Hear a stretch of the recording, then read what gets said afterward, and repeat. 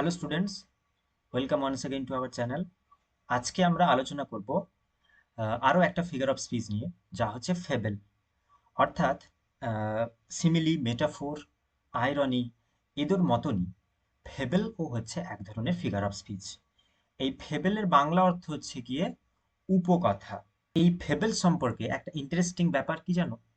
আমরা কিন্তু ছোটকালে এই ফেবেল বা এই উপকথা আমরা অনেক শুনেছি। কোথা থেকে শুনেছি না, আমরা যখন খুব ছোট ছিলাম তখন আমরা আমাদের মা বাবার কাছ থেকে, আমাদের দাদু ঠাকুরমার কাছ থেকে আমরা বিভিন্ন ছোট ছোট গল্প শুনতাম। কখনো বা কাকের গল্প, কখনো বা হরিণের গল্প, শেয়ালের গল্প, তাই না? এছাড়া আমরা পঞ্চতন্ত্র পড়েছি। এই পঞ্চতন্ত্রের গল্পগুলো কিন্তু এই ফেবেল ফর্মে লেখা। অর্থাৎ যেখানে বিভিন্ন পশু পাখি কথা বলছে, মানুষের মতন আচরণ করছে, এবং তাদের এই আচরণ কথা বলার মাধ্যমে আমরা নীতি শিক্ষা পাচ্ছি। তো এইটা নিয়ে ফেবেল, ভিডিওটা পুরো দেখতে থাকো, তোমাদের সমস্ত ডাউট ক্লিয়ার হয়ে যাবে। কি যে a narrative form usually featuring irrational animal that behave and speaks as a human beings. তাহলে এমন এক ধরনের ন্যারেটিভ টেকনিক যেখানে সাধারণত ইররেশনাল অ্যানিমেলস অর্থাৎ বিভিন্ন ধরনের পশু পাখি তারা ঠিক হিউম্যান বিংসের মতন আচার আচরণ করে, কখনো কখনো আবার কথাও বলতে পারে। Told in order to highlight human follies and weakness. অর্থাৎ এই ধরনের ন্যারেটিভ টেকনিক ইউজ করে কি করা হচ্ছে? In order to highlight human follies, অর্থাৎ মানুষের তো অনেক ভুল ভ্রান্তি রয়েছে, মানুষ অনেক ভুলভাল কাজ করে ফেলে। এই ন্যারেটিভ টেকনিকের মাধ্যমে হিউম্যান ফলিসগুলোকে অ্যানিমেলের মাধ্যমে তুলে ধরা হয়। There is a moral formulated at the end and is intended for mankind. তাহলে কি হচ্ছে না, এই মানুষের যে ভুল ভ্রান্তি যেগুলো রয়েছে না, এইগুলোকে গল্পের মাধ্যমে তুলে ধরা হচ্ছে। আর তুলে ধরা হচ্ছে কিসের উদ্দেশ্যে? একটা মরাল, একটা নীতিমূলক শিক্ষা দেওয়ার জন্য, টোটাল হিউম্যান কাইন্ডের উদ্দেশ্যে, অর্থাৎ সমগ্র মানব জাতিকে একটা মরাল অর্থাৎ একটা নীতি শিক্ষা দেওয়ার জন্য এই ধরনের ফ্যাবেলগুলোকে লেখা হয়। আশা করি তোমাদের এই ডেফিনেশনটা বোঝা গেছে। এবার যাচ্ছি এই ফ্যাবেলের কিছু এক্সাম্পল, এবং এই ডেফিনেশনের সাথে এই ফেবেল যেগুলো রয়েছে এগুলো কতটা ইন্টার রিলেটেড সেটা আমরা দেখব। যেমন ধরো, the tortoise and the hare, famous example. The lion and the mouse, the fox and the grapes, the boys who cried wolf. এই সমস্ত ছোট ছোট গল্পগুলো রয়েছে। সেখানে দেখতে পাচ্ছি, ধরো দ্য টর্টেস অ্যান্ড হেয়ারে ওখানে কচ্ছপ রয়েছে, সেখানে তার সাথে একটা খরগোশ। লায়ন অ্যান্ড দ্য মাউসের গল্প, the frog and the ox, the wolf in sheep's clothing.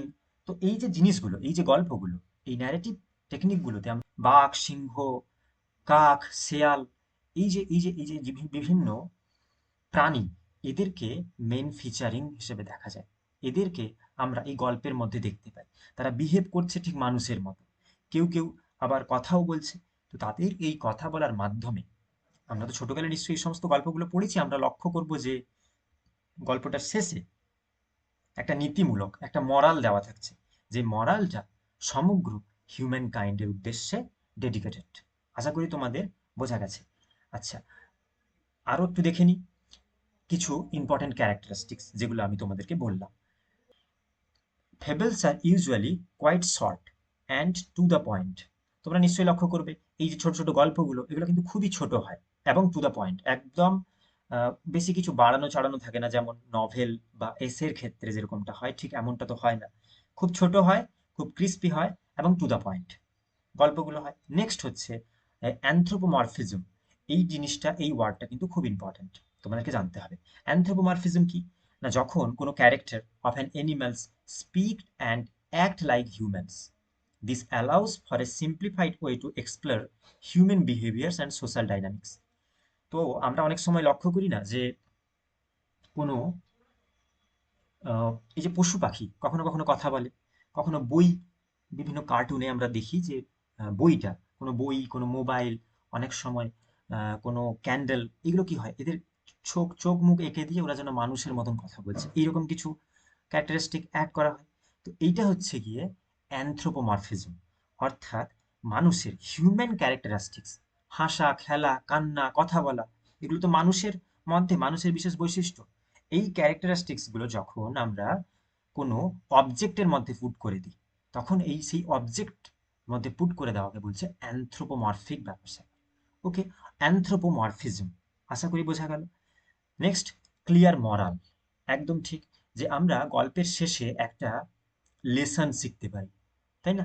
আমরা একটা লেসন, আমরা একটা মরাল পাই, একটা নীতিমূলক জিনিসপত্র পাই, নীতিমূলক শিক্ষা পাই। ওকে, আচ্ছা। Next, simple plot.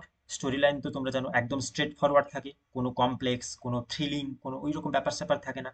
Simple reading, অর্থাৎ একদম একটা সেটিংয়ে বসেই পড়ে তুমি ওর সঠিক নীতিশিক্ষাও পেতে পারো। এবং ক্যারেক্টার যারা থাকে ওরা খুব সিম্পল ক্যারেক্টার থাকে।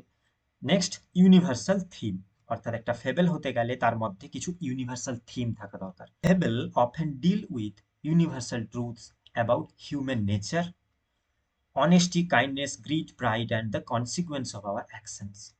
অর্থাৎ মানুষের যে অ্যানথ্রোমরফিজম, যে ব্যাপারটা আমি বললাম তোমাদেরকে, যে মানুষের যে সমস্ত অনেস্টি, কাইন্ডনেস, গ্রিড, প্রাইড, মানুষের যে অ্যাট্রিবিউটগুলো, ওগুলো যখন এই ইউনিভার্সাল ট্রুথ, এইগুলো যখন কোনো অ্যানিমেলের গায়ে পুট করে দেওয়া হচ্ছে, এবং তার সাথে সাথে যে কর্মফল, তাই না, যে কনসিকুয়েন্স অফ আওয়ার অ্যাকশন, আমাদের কাজের ফলে কি ফল হতে পারে, এই ধরনের কিছু ইউনিভার্সাল থিম বা ইউনিভার্সাল ট্রুথ এই ফ্যাবেলের মধ্যে থাকে। ফ্যাবেলের এক্সাম্পল রয়েছে, যেটা তোমরা উপরে দেখতে পাচ্ছ, the tortoise and the hare, the lion and the mouse, the fox and the grapes, এছাড়া the fox and the crow. শেষে কিছুগুলো মরাল বা নীতিশিক্ষা তোমাদের জন্য দেওয়া থাকে, বা এই নীতিশিক্ষা হিউম্যান কাইন্ডের উদ্দেশ্যে বলা হয়ে থাকে। আমরা যদি the tortoise and the hare, অর্থাৎ ওই কচ্ছপ এবং খরগোশের গল্প পড়ি, তাহলে দেখতে পাবো সেখানে নীতিশিক্ষা কি ছিল? The slow and steady win the race, অর্থাৎ স্লো বাট স্টেডি, সেই কিন্তু শেষমেশে রেসে জয়লাভ করে। অর্থাৎ কনসিস্টেন্সি, যে ব্যাপার স্যাপার, কনসিস্টেন্সি, কোনো কাজের ক্ষেত্রে কনসিস্টেন্ট থাকাটা কতটা জরুরি, সেটা আমরা ওই নীতিবাক্য, ওই নীতি শিক্ষা পেলাম ওই গল্পটা পড়ে। তাহলে দেখো ওখানে এই যে টর্টয়েস এবং হেয়ার, তাই না, এটা দুটো, এরা কিন্তু অ্যানিমেল, তাদেরকে অ্যাট্রিবিউট দেওয়া হচ্ছে কি মানুষের মতো, যে তারা দৌড়চ্ছে, তারা কম্পিট করছে একে অপরের সাথে। কিন্তু সেখানে যে স্লো বা স্টিডি, অর্থাৎ যে সেখানে ধীর গতির হয়েও একটা কাজ ঠিক থেকে থেকে সময়ের সাথে সাথে ধীরে ধীরে ধীরে ধীরে সুস্থে করে লেগে থাকলো কাজটার পেছনে, কনসিস্টেন্ট এফোর্ট দিল, সেই কিন্তু শেষমেশে জয়লাভ করলো। তাহলে এই ধরনের শিক্ষা পাওয়া যাচ্ছে এই ফেবেল গল্পে বা ফেবেল ন্যারেটিভ টেকনিকের মাধ্যমে। এইরকম একটা নীতি শিক্ষা শেষে আমরা দেখতে পাই। The lion and the mouse, এই গল্পে আমরা কি পেয়েছিলাম? যে a kindness is never wasted, অর্থাৎ দয়া, এই যে দয়া, এই দয়া কখনো, কারোর প্রতি তুমি যদি কখনো দয়াশীল হও, এইটা কিন্তু কোনোদিন বৃথা বা বিফলে যায় না। আর কাইন্ডনেস ইজ নেভার ওয়েস্টেড, তাই না? সে বড় কিংবা ছোট যেই হতে পারে, আমরা যদি তাদের প্রতি সহৃদয় থাকি, তাহলে কিন্তু আ কাইন্ডনেস ইজ নেভার ওয়েস্টেড। এই ধরনের নীতি শিক্ষা, এগুলো সবই হিউম্যান কাইন্ডের উদ্দেশ্যে লেখা, তাই না? আমাদের কাছ থেকে আমাদের এই সমস্ত গল্প পড়েই শিক্ষা নেওয়া উচিত। সেমনি একই রকম ভাবে the boys who cried Wolf, তাই না, ওই নেকড়ে বাঘের গল্পে, নেকড়ে বাঘ এবং যে বালকের গল্পে কি ছিল? Wants about the consequences of lying, অর্থাৎ মিথ্যা বলার পরিণাম কি, কত ভয়ঙ্কর হতে পারে, সেটা আমরা এই রকম গল্পের থেকে নীতি শিক্ষা নিতে পারি।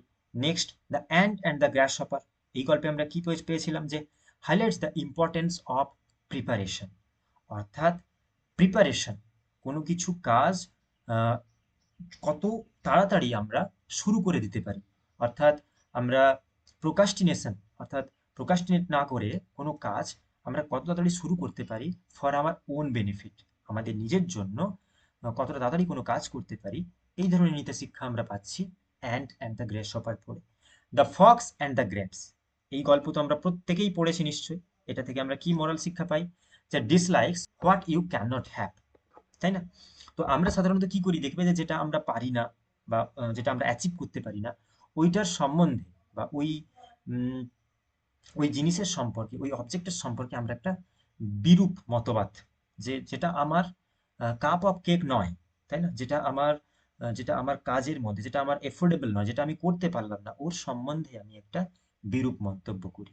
বা সাধারণত সমগ্র মানব জাতি এটা করে থাকে। ওকে, তো আমরা এই ধরনের ফেবেল থেকে এইরকম নীতিশিক্ষা পেয়ে থাকি। আচ্ছা, আমরা দেখলাম যে ফেবেলের ডেফিনেশন এবং তার কিছু ক্যারেক্টারিস্টিক্স। আচ্ছা, এক্সাম্পলস ইন ইংলিশ লিটারেচার, অর্থাৎ ইংলিশ লিটারেচারে কোন কোন ওয়ার্কসগুলো ইম্পর্টেন্ট রয়েছে। আচ্ছা, এই লিস্টে আমরা দেখতে পাচ্ছি রয়েছে ভলপনে, একদম প্রথমে রয়েছে ভলপনে, যা বেন জনসনের লেখা। এরপর রয়েছে লুইস ক্যারলের Alice adventures in Wonderland, Chronicles of Narnia, C S Lewis, Rudyard কিপলিংয়ের the Jungle Book. Next Geoffrey Chaucer's the Nun Priest Tale. Next George Orwell's Animal Farm, the Selfish Giant by Oscar Wilde, and Happy Prince. তোমরা Ben জনসনের নাম প্রত্যেকেই শুনেছ। তার লেখা ভলপনে fable এর উদাহরণ। এই ভলপনের মধ্যে আমরা মস্কা, এছাড়া কর্বাসিও, হ্যাঁ, এইরকম কিছু কিছু ক্যারেক্টার দেখতে পাবো এখানে। এছাড়াও রয়েছে ফ্লাই, ক্রো, এইরকম যে বিভিন্ন বিভিন্ন অ্যানিমেলস, এরা কিন্তু এই ড্রামার মেইন ক্যারেক্টার। সিমিলারলি লুইস ক্যারলের অ্যালিস অ্যাডভেঞ্চার ইন ওয়ান্ডারল্যান্ডে আমরা একটা খরগোশের ক্যারেক্টার দেখতে পাচ্ছি, হ্যাঁ, হামটি টামটি দেখতে পাচ্ছি। ক্রনিকলস অফ নার্নিয়াতে আমরা সিংহ অ্যাজ এ মেইন ক্যারেক্টার, যার নাম অ্যালসন। ওকে, তো জাঙ্গল বুকে তো আমরা নিশ্চয়ই লক্ষ্য করেছি যে বাঘিরা রয়েছে, ভালু রয়েছে। হুম, এছাড়া nun priest tale, one of the famous example of beast fable in English literature, যেখানে আমরা দেখো এখানে একটা শেয়ালকে দেখা যাচ্ছে, ওকে, যার নাম হচ্ছে জর্জ রাসেল, এবং ওখানে একটা মোরগও রয়েছে, চন্টিক্লিয়ার। এছাড়া রাশিয়ান রেভলিউশন, রুশ বিপ্লবের পার্সপেক্টিভ থেকে লেখা জর্জ অরওয়েলের Animal Farm, another best example of beast fable. কারণ ওখানে আমরা লক্ষ্য করছি যে মেজর রয়েছে একজন, যে রোলটা প্লে করছে একটা পিগ, হ্যাঁ, নেপোলিয়ান। তো ওখানে হর্সের ক্যারেক্টার রয়েছে, বেস্ট এক্সাম্পল অফ ফেভেল। তারপর রয়েছে দ্য সেলফিশ জায়েন্ট এবং Happy Prince. History of English লিটারেচারের ক্ষেত্রে এই সমস্ত ওয়ার্কসগুলোই বা এই সমস্ত ওয়ার্কসগুলোতে আমরা ফেবেলের ক্যারেক্টারিস্টিক্স দেখে থাকি। আশা করি তোমাদের বোঝা গেল। Thank you so much everyone. Like and subscribe to our channel for next video and updates.